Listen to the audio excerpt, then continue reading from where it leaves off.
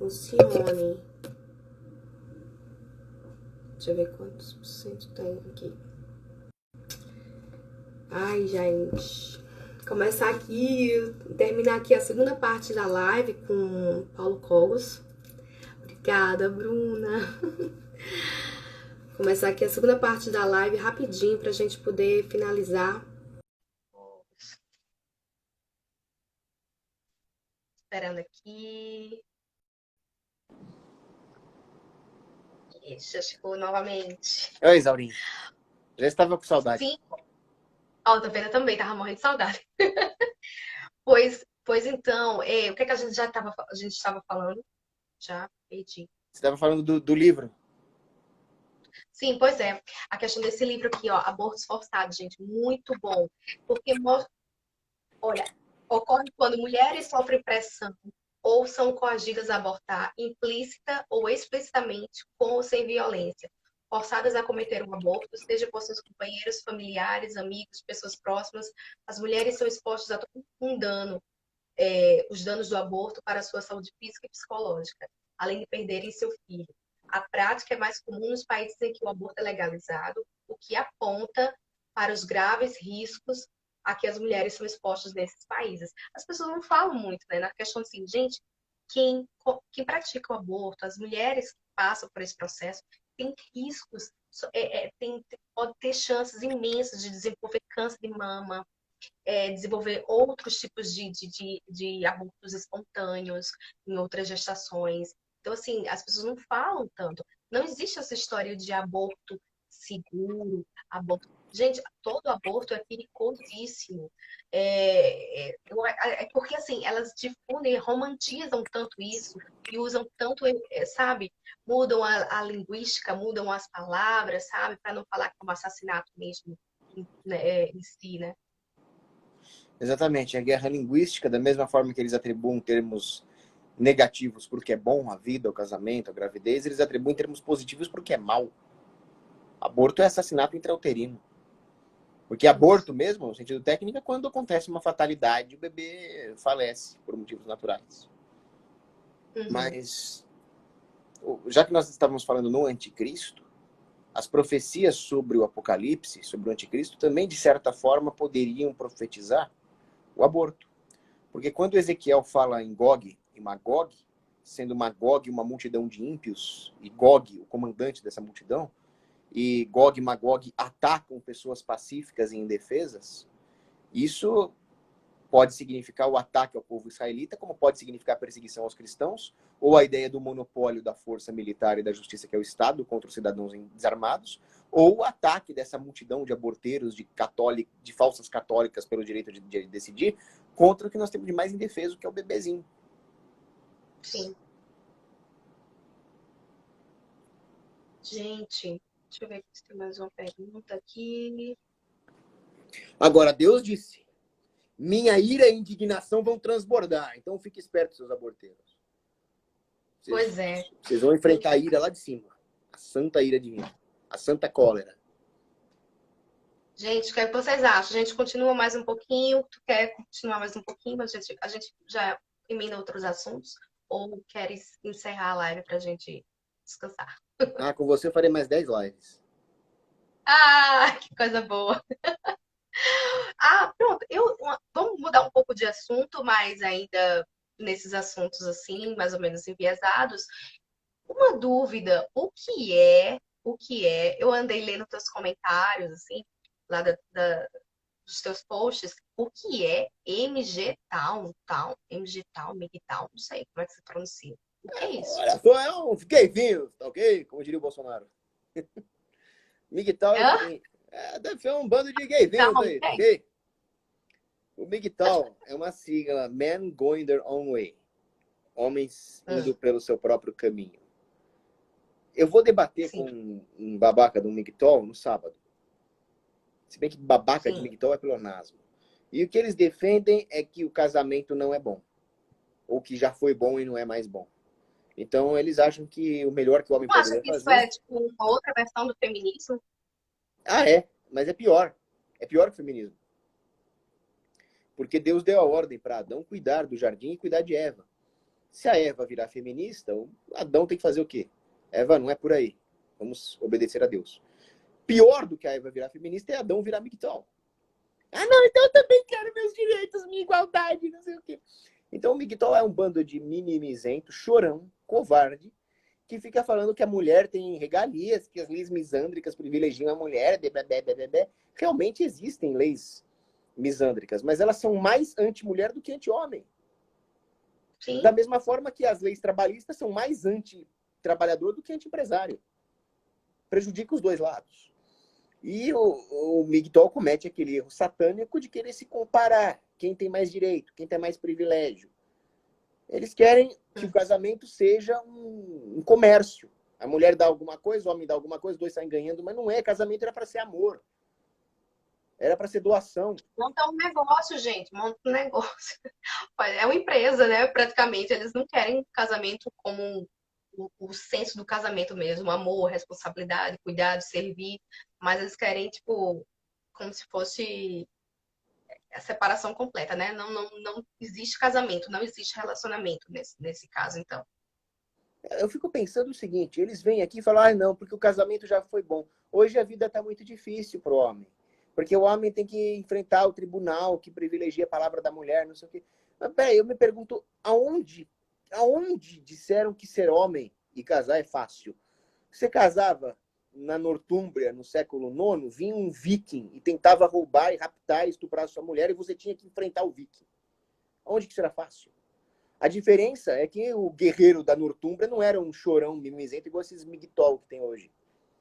O que ele fazia? Ele enfrentava o viking, acabou, isso faz parte de ser homem.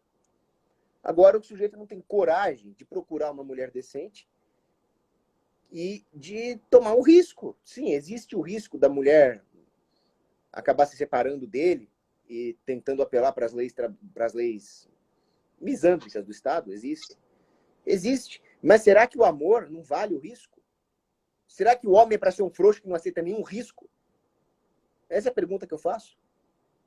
Uhum. Porque a gente vê também, sabe, Fogos, essa questão realmente, né? Tá matando a família. Matando a família, acaba os valores, né? Então, assim, aí você vê aquela família toda destrambelhada, né? Então, assim, a menina é criada ao léu, aí entra na faculdade, aí já não tinha um norte, aí vai se junta com o povo lá de ideologia, de tudo que é tipo, e aí descamba tudo. Aí, por exemplo, você tem o seu filho, né? Você tem o seu filho, você trabalha, trabalha a questão toda dos valores com ele. E é difícil hoje em dia um cara que tem valores, tal, dignidade, tal, hoje em dia encontrar realmente uma mulher de verdade que vai estar lado a lado com ele. Porque a gente vê que a família está muito desestruturada. E a questão, assim, dos anos para cá, né? Tipo, uns 50, 60 anos para cá, tá cada vez mais. Agora, se você vê as meninas de 11, 12 anos, são praticamente quase que mulheres de 16, 18 anos, parece, sabe? Porque super desenvolvidas e agem feito mulheres, assim, sabe? Se vestem, dançam e tudo. Não, mas nós somos a revolução sexual, né? Que as feministas falam tanto, né?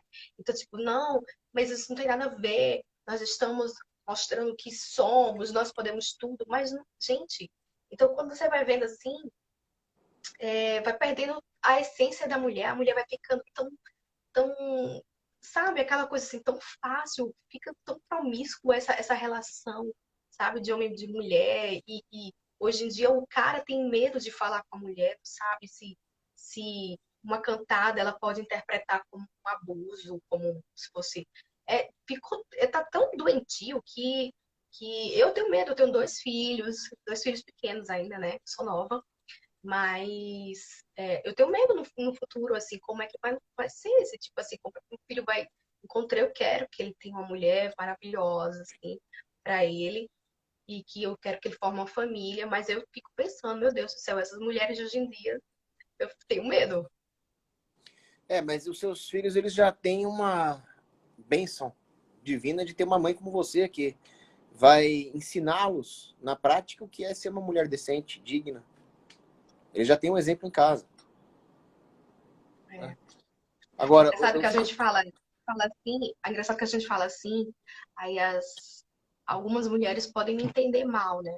Podem me entender mal e falar assim, nossa, que menino, o que é que ela tá falando, não sei o quê. Gente, eu que falo assim, gente, o feminismo, ele tá mudando completamente a forma de pensar das mulheres. Que tudo que as mulheres estão achando que ganham por causa do feminismo, tá tudo indo ao contrário. Por exemplo, essa questão dessa revolução sexual toda, que a mulher acha, eu posso dormir com quem eu quiser, na hora que eu quiser, e tal, e tal, e tal. E se eu engravidar, eu aborto, e sabe, aquela coisa assim, tão, sabe, que não tem valores, não tem nada. É, é, é, é tão louco que só quem faz mal é a própria mulher. A mulher tá se destruindo completamente. sim, é o total desamparo da mulher. Ela perde o suporte que ela tinha no casamento, porque justamente nós não somos, como dizia o Robert Nisbet, nós não somos indivíduos jogados no mundo tentando nos coordenar para ter o máximo de liberdade. Nós temos uma natureza gregária, uma natureza interdependente, uma natureza que busca comunhão com Deus através da construção de uma civilização.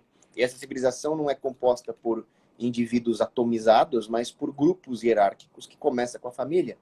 E é só no bojo dessa família, desse construto familiar, que nós podemos ter uma sociedade livre. Do contrário, necessariamente vão se formar grupos artificiais que vão oprimir o indivíduo. E o que acontece com as feministas é exatamente isso. Elas negaram o papel das tradições da igreja e da família e terminaram sendo oprimidas pelos grupos artificiais que se formaram, os seus representantes políticos, por exemplo. O conceito de representação Uhum. política é uma grande falácia. Quer dizer, como que a mulher pode se sentir mais representada, mais protegida por um demagogo que pediu o voto dela numa eleição do que por um pai ou por um marido? Isso é total inversão de valores. E a representação política, porque a feminista vai votar numa feminista, porque a sororidade. A verdade é a seguinte: dificilmente uma mulher não vai querer disputar com a outra, não vai querer odiar a outra. Elas estão protegidas pelos cavalheiros, não por essa falácia que é a sororidade. E a sororidade encontra a sua forma mais tóxica na falácia da representação política. Ela vota na feminista e a feminista destrói as oportunidades para essa mulher, destrói a vida dos homens, destrói o casamento, destrói a liberdade econômica e ela termina por se tornar uma escrava desse mesmo Estado. Esse negócio de representação política. Essa sororidade é mentira, é uma grande falácia, uma grande mentira, porque só existe sororidade para quem é da mesma ideologia, né? Para quem tem o mesmo pensamento. Não é sororidade para toda mulher, não. Eu acho que nem isso, porque não é uma questão ideológica.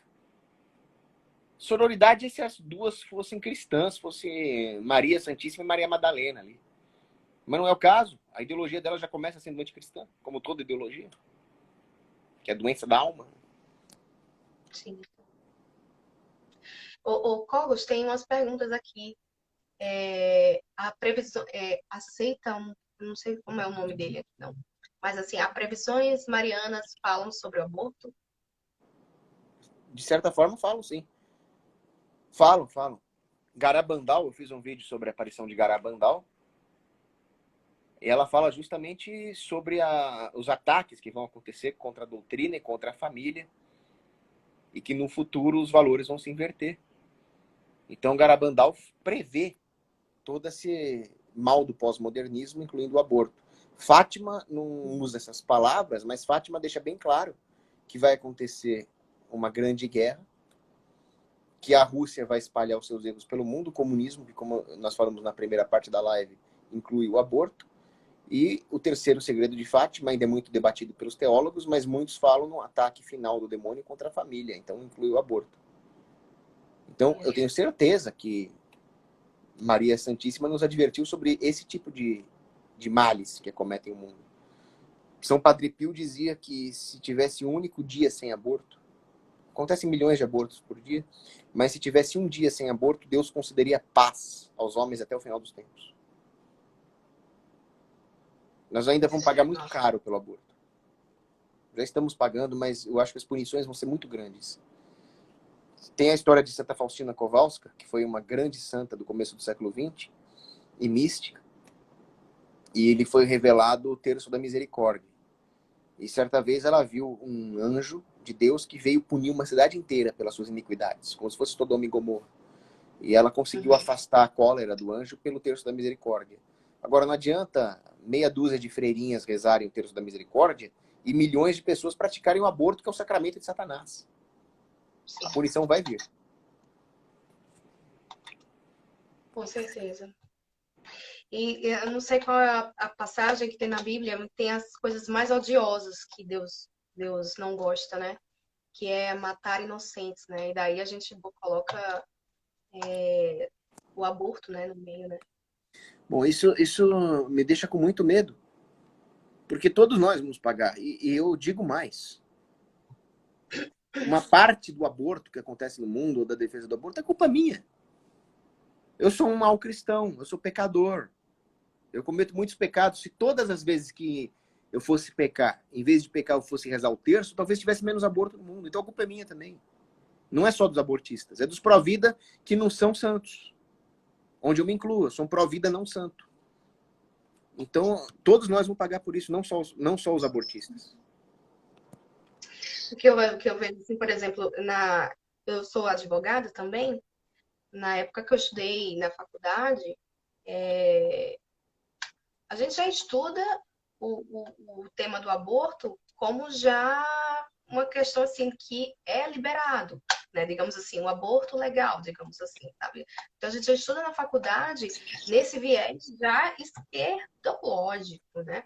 A gente já estuda nesse tipo, porque depois de um tempo, quando eu vim estudar exatamente, estou estudando bem mais esse tema, e a gente vê, nossa, o aborto nunca foi legal, ainda não é legal, né? Não é legalizado. Então, assim, mais assim, a mídia, e você vê na faculdade, até na faculdade, eles colocam como se fosse já aborto legal. Agora, uma pergunta que eu tenho para você. Como é que você aguentou cursar uma faculdade de Direito, que é positivismo e socialismo até o talo, né? Nossa, olha, eu e meu marido, nós somos advogados. Então,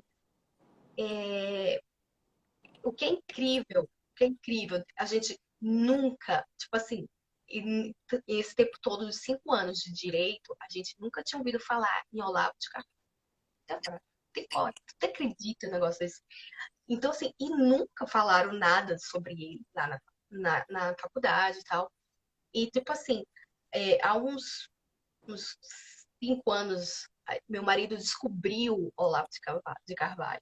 Descobriu há uns 5 anos. Então, assim, começou a estudar. E aí a gente começou, assim, abriu, sabe quando aquele negócio de estampa? De estampa, assim. E aí a gente começa a ver que tudo que a gente estudou na faculdade era só coisa de esquerda, assim, ó, sabe? Coisa. Nossa, horrível, horrível. Então, depois que você abre a mente, você vê, meu Deus do céu, o que que eu estava estudando? Eu não sei, não sei. Eu só sei que eu não tenho mais paciência para certos tipos de conversa, sabe? Eu não sei como você consegue lidar com esse tipo de conversa assim, mas eu não tenho muita paciência quando tem, sabe, aquelas conversas que as pessoas não abrem muita mente, elas parecem que estão fechadas naquela ideologia, não querem abrir, não querem realmente ter a dissonância cognitiva, né? Quando você começa a mostrar, ou ela aceita e joga tudo para cima, ou ela nega e pronto. Olha, quando eu comecei a estudar a escola austríaca de economia, que também abriu muito os meus horizontes, eu até pecando pela falta de humildade, pensei, nossa, eu vou explicar a escola austríaca para todo mundo com a maior paciência, e eu vou converter as pessoas. Hoje, eu só quero duas coisas. Um eremitério para me isolar do mundo e um helicóptero para matar comunista. Meu Deus, Eu tô... meu Deus. Eu perdi o ânimo. A única coisa que me mantém ativo fazendo vídeos, fazendo lives, é esse apostolado. Acho que é uma missão divina que Deus me deu. Mas se não fosse a minha fé, eu já teria desistido, mas há muito tempo. É só por Deus que eu continuo nisso. Mas é claro que eu também gostaria de ter apoio, né? As pessoas deveriam Sim, apoiar os produtores de conteúdo conservadores para que Com nós tivéssemos certeza. alguma chance nessa guerra. Agora, quando vem o comunista argumentar comigo, um monte de falácia, um monte de sofisma, eu achei que eu ia ter paciência com eles, mas a única coisa que eu tenho vontade de fazer, já começa a cantar na minha cabeça aquela música Start up the rotors, pack the leftists come, drop them in the ocean, leave no one alive. É difícil você. Olha, a seita tá dizendo aqui, maçonaria tem alguma coisa a ver com isso? Não sei como que ele quis dizer. A maçonaria é a igreja de Satanás. Satanás tenta macaquear a obra de Deus em tudo que ele consegue. Ele se disfarça de anjo de luz. Ele tenta macaquear a trindade, né? Como nós dissemos aqui, a besta, o anticristo e o falso profeta. Ele tenta Uhum. macaquear milagres, fazendo alguns prodígios ali, mas que não são milagres propriamente ditos. E ele também tenta macaquear a igreja. Então, Satanás fundou uma igreja. Essa igreja se chama maçonaria. E a maçonaria tem justamente o mesmo discurso do anticristo. A maçonaria não permite a entrada de ateus. Nossa, como eles são tementes ao Senhor. Não são coisa nenhuma. Eles adoram Satanás. Eles não aceitam ateus justamente porque eles são uma igreja. Eles são a igreja do demônio. E aí, o demônio tem o sacramento do aborto. E o que a maçonaria fez ao longo dos tempos, se não combater a igreja, combater os dogmas da igreja, combater a legitimidade da igreja e tentar implantar todos os planos de Satanás no seio da política. Foi através da maçonaria que houve a Revolução Francesa, foi através dessa maçonaria, inclusive, que houve a Reforma, foi através da maçonaria que houve as ideologias vermelhas e agora é através da maçonaria que nós estamos caminhando aí para o pós-pós-modernismo. O Albert Pike, que era um Illuminati, um dos altos maçons, ele tinha declarações terríveis ali nos escritos dele, dizendo realmente que ele precisava solapar a propriedade privada, fazer um governo com poderes temporais inauditos, capazes de regular até a vida humana, e assim destruir todos os valores católicos por imposição estatal. Essa era a ideia do Albert Pike. Então, a maçonaria, para mim, é um mal a ser combatido, mas milhões de vezes pior do que PT, Lula. Uhum. Pior até que o próprio comunismo. Porque o comunismo, como ele foi implantado na União Soviética, na Romênia, a desgraça toda, isso não é nada mais do que mais uma obra da maçonaria, dos banqueiros ocidentais, da maçonaria anglo-saxã. Uhum. Então, o comunismo é terrível, tá bom, mas ele é fruto da maçonaria. A maçonaria é o grande mal a ser combatido.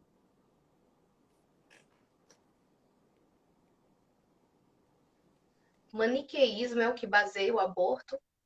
A seita está fazendo outra pergunta. Não é onde todo o abortismo se baseia, mas de fato a, a ideia maniqueísta vai resultar em seitas gnósticas que praticavam aborto. A ideia do maniqueísmo é que existe um Deus espírito e existe um demiurgo, um Deus mau que criou a matéria. E que então existia um Deus mau e um Deus bom. Não é, isso não é verdade.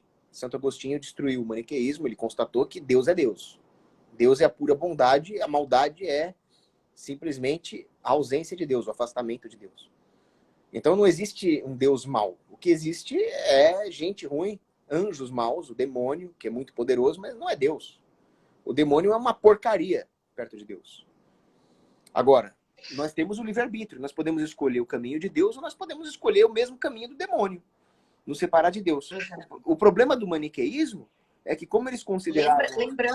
Lembrando que o caminho do demônio é muito bom, muito fácil, você vai ganhar muita coisa, vai ser, sabe? É tudo, todos aquelas, sabe, aqueles negócios maravilhosos. O caminho de Deus não é bom, é aquele caminho difícil, mas você vai para ter a salvação. Mas você vai, pegue sua cruz, viu? Pegue sua cruz. Porque a gente sabe, o caminho do demônio é aquela coisa maravilhosa. Nega a Deus e você vai ter tudo de bom. Agora, o caminho de Deus, gente, é aquele caminho que você realmente vai ter que segurar sua cruz e pegar, pegar seus pecadinhos e conseguir a salvação. exatamente, com o caminho do demônio você vai ter muito mais respeito pela sociedade hipócrita. Você vai ser talvez famoso, um monte de políticos e ponderadinhos vão falar, é verdade, né?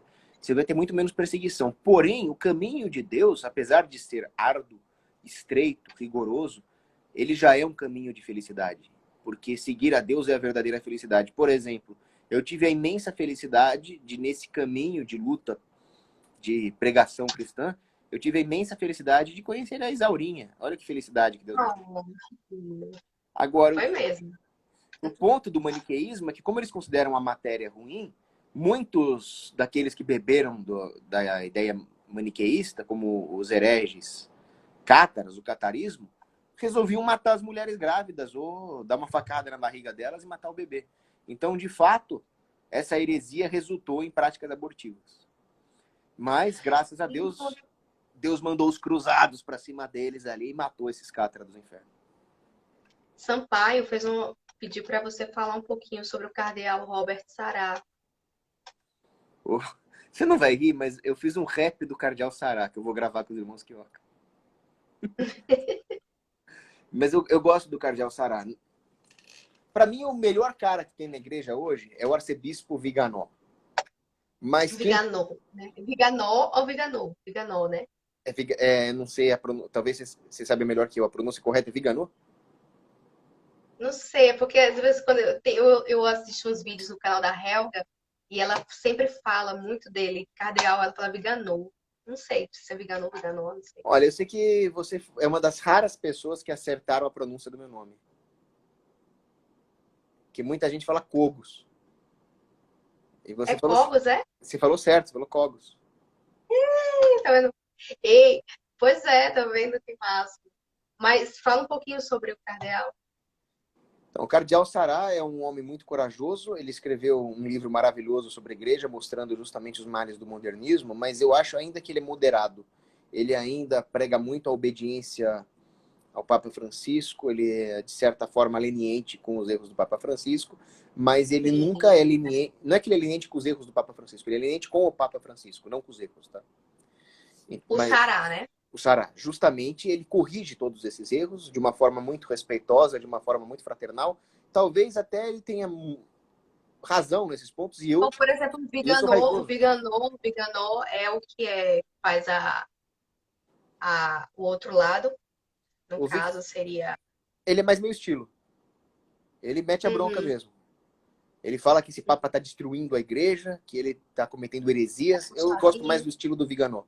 Mas eu admiro muito o Cardeal Sará, é um homem de enorme cultura, sapiência, devoção. Ele tem qualidades inegáveis. E ele é papável.